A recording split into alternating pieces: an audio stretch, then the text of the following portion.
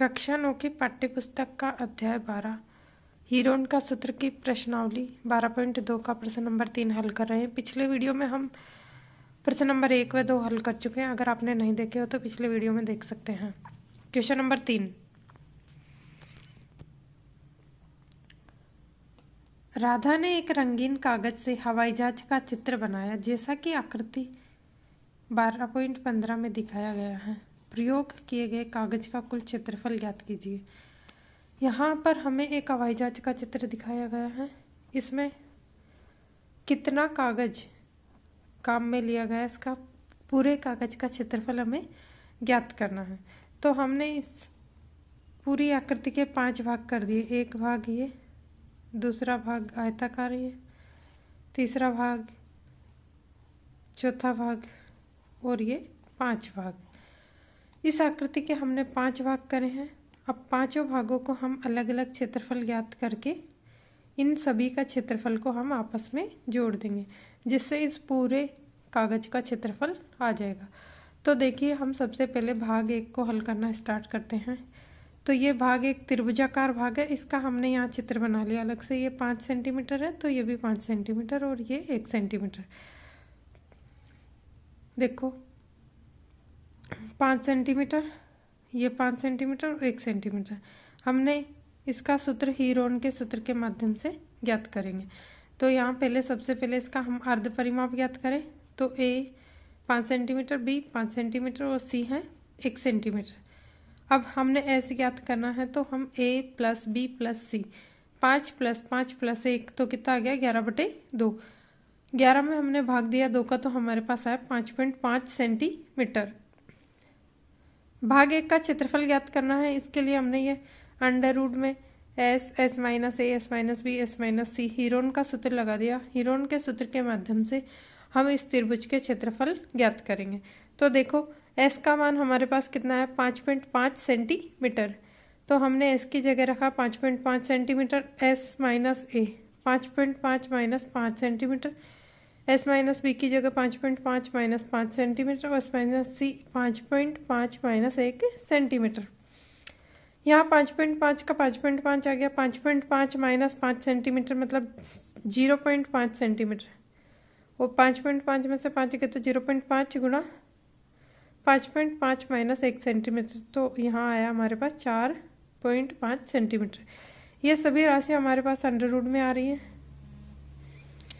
क्यों? इसके बाद देखो, इन सभी राशियों का हमने 5.5 का गुणा 0.5 इंटू 0.5 इंटू 4.5, इन सबको आपस में गुणा किया तो हमारे पास अंडर रूट में राशि आई है 6.1875।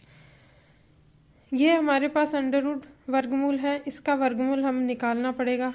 तो मैंने वर्गमूल निकालना पिछले वीडियो में बता रखा है, आप उसको देखकर इसे निकाल सकते हैं। तो देखो, यहाँ इसका वर्गमूल हमने निकाला तो हमारे पास आया 2.63 सेंटीमीटर स्क्वायर।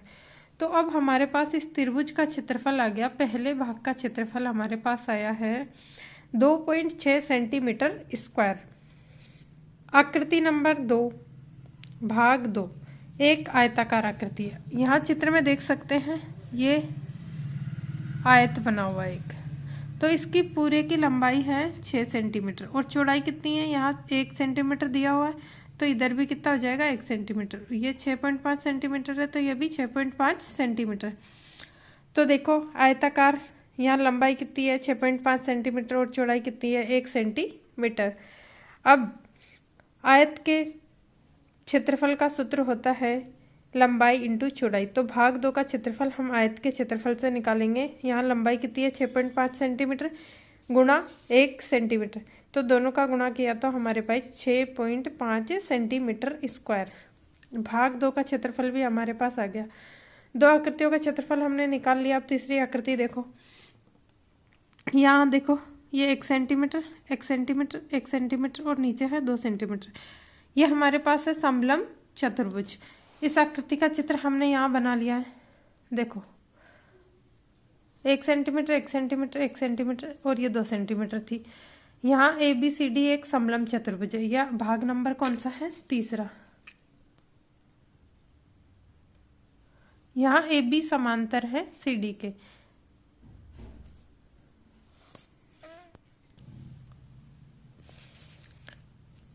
ए बी बराबर 2 सेंटीमीटर दिया हुआ है, यहाँ चित्र में देख सकते हैं।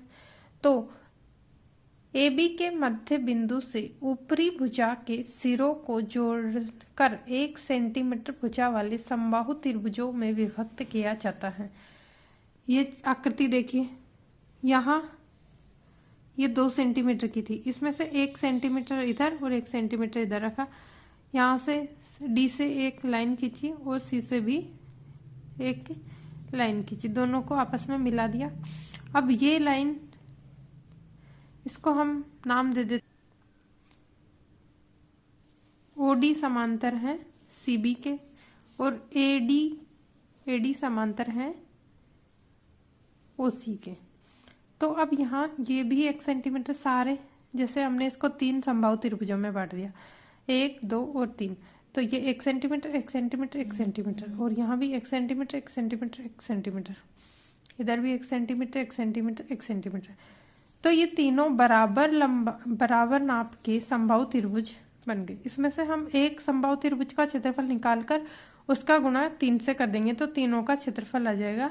इस प्रकार इस पूरे भाग 3 का क्षेत्रफल आ जाएगा। तो हमें देखते हैं भाग 3 का क्षेत्रफल, 3 गुणा समबाहु त्रिभुज का क्षेत्रफल। यहाँ कितने समबाहु त्रिभुज बने हुए हैं? 1 2 3।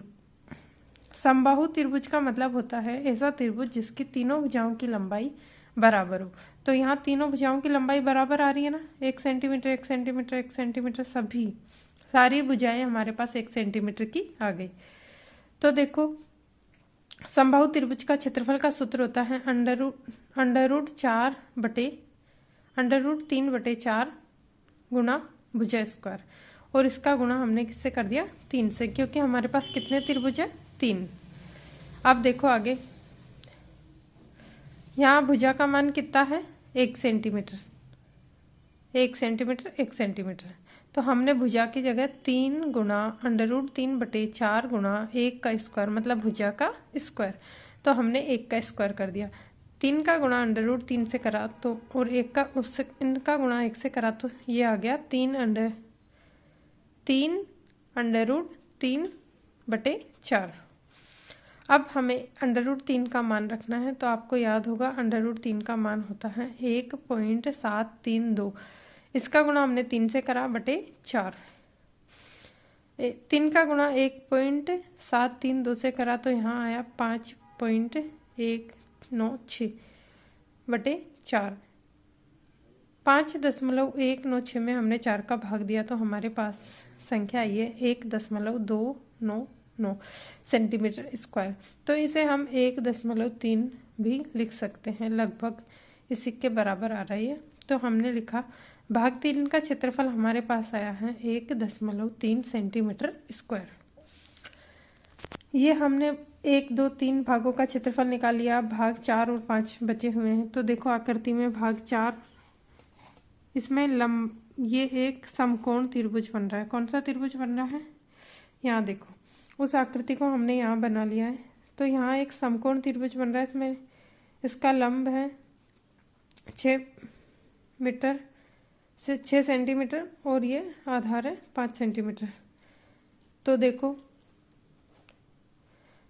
कौन भाग 4 तथा भाग 5 का क्षेत्रफल ज्ञात करना है। यह एक त्रिभुजाकार आकृति, कौन सी आकृति दी हुई है? त्रिभुजाकार, जिनकी भुजाएं हैं 1.5 सेंटीमीटर तथा 6 सेंटीमीटर। अतः भाग 4 का क्षेत्रफल, तो यहाँ भाग 4 का क्षेत्रफल निकाला 1/2 आधार इंटू ऊंचाई। ये समकोण त्रिभुज और समकोण त्रिभुज का क्षेत्रफल निकालने का सूत्र होता है 1/2 आधार इंटू ऊंचाई। यहाँ ये आधार है और ये ऊंचाई है, तो इस सूत्र में मान रख दिया 1/2 गुणा 1.5 गुणा 6। तो यहाँ से आधार और यहाँ से ऊंचाई का मान रख दिया। 2 से 6 को काटा 3 बार, 3 का गुणा 1.5 से करा तो कितना आ गया? 4.5 सेंटीमीटर स्क्वायर। भाग 4 का क्षेत्रफल आया 4.5 सेंटीमीटर स्क्वायर। और भाग 4 और भाग 5 दोनों सेम है, तो 5 का क्षेत्रफल भी यही आएगा। भाग 5 का क्षेत्रफल यहाँ भी 1/2 आधार इंटू ऊंचाई, आधार है 1.5 और ऊंचाई है 6। 2 से 6 को काटा 3 बार, 3 का गुणा 1.5 से करा तो कितना आया 4.5 सेंटीमीटर स्क्वायर। अतः पूरे कागज का क्षेत्रफल, इसके लिए हमें ये आकृति दी हुई, इसके भाग 1, भाग 2, भाग 3, भाग 4 और भाग 5 सभी भागों को हम आपस में जोड़ देंगे तो पूरी आकृति का क्षेत्रफल हमारे पास। अतः पूरे कागज का क्षेत्रफल भाग 1 प्लस भाग 2, भाग 3, भाग 4, भाग 5 इन सब का जोड़ा 2.5 प्लस 6.5 प्लस 1.3 प्लस 4.5 प्लस 4.5 इन सभी को हमने आपस में जोड़ा तो हमारे पास आया 19.3 सेंटीमीटर स्क्वायर।